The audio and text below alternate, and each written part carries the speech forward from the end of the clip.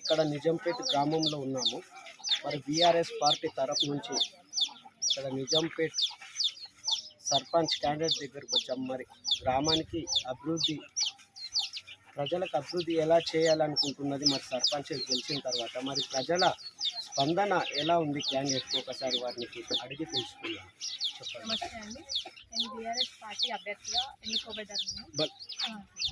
బలపరిచారు. నా పేరు కావ్య. ఇప్పుడు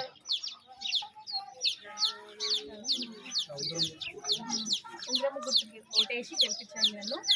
మా మావయ్య సాయిరెడ్డి గారు ఈ ఊళ్ళో ఎన్నో అభివృద్ధి చేశారు.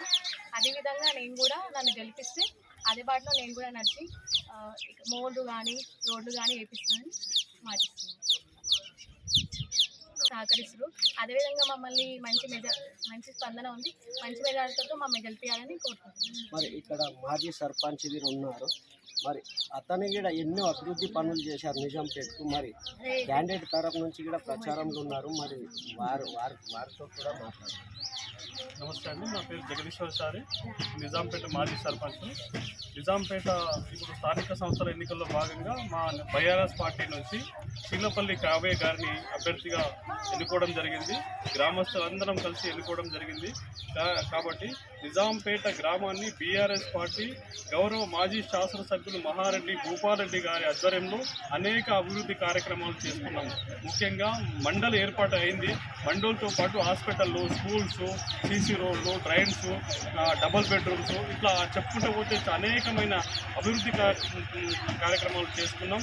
దాంతోపాటు ప్రతి ఒక్కటి ఈ పార్టీ ఆ పార్టీ అని కాకుండా సంక్షేమ ఫలాలన్నీ కూడా ప్రతి ఒక్కరికి అందించింది బీఆర్ఎస్ పార్టీ. బీఆర్ఎస్ పార్టీ పరంగా అనేక అభివృద్ధి సంక్షేమ కార్యక్రమాలు చేసుకుంటూ ముందుకెళ్ళినాం. కాబట్టి అదే బాటలో ఇప్పుడు స్థానిక సంస్థల ఎన్నికలు జరిగినాయి. కాబట్టి ఇంతకుముందు మా అభ్యర్థి కావ్య గారి ఒక మామ వైఎస్ ఎంపీపీ సాయిరెడ్డి గారు కూడా ప్రజల మనిషి, ప్రజల వెన్నంటూ ఉండే మనిషి. ప్రజలు ఏ రాత్రి అర్ధరాత్రి ఫోన్ చేస్తే కూడా నేనున్నానంటూ ముందుకెళ్ళే మనిషి. కాబట్టి ప్రజలు కూడా అందరూ కూడా ఆదరిస్తున్నారు, ఆశీర్వదిస్తున్నారు. ఈ ఎల్లుండి జరిగే ఎన్నికల్లో కూడా భారీ మెజారిటీ ఉంగరం గుర్తుకు ఓటేసి భారీ మెజారిటీతో గెలిపిస్తామని పట్టం కలుతూ ఈ విధంగా అందరూ కూడా మా ఎంబట ఉన్నారు. కాబట్టి మేము కూడా మద్దతుతోటి ఉంగరం గుర్తుకు అందరికీ ఓటేపించి మా అభ్యర్థిని చిల్లపల్లి కావ్య గారి భారీ మెజారిటీతో గెలిపించుకుంటామని తెలియజేస్తున్నాను. ఓటేసి మరి గెలిపించాలని కూడా కావ్య గారు కోరుతున్నారు. కెమెరామెన్ నందితో పవన్ నిజాంపేట.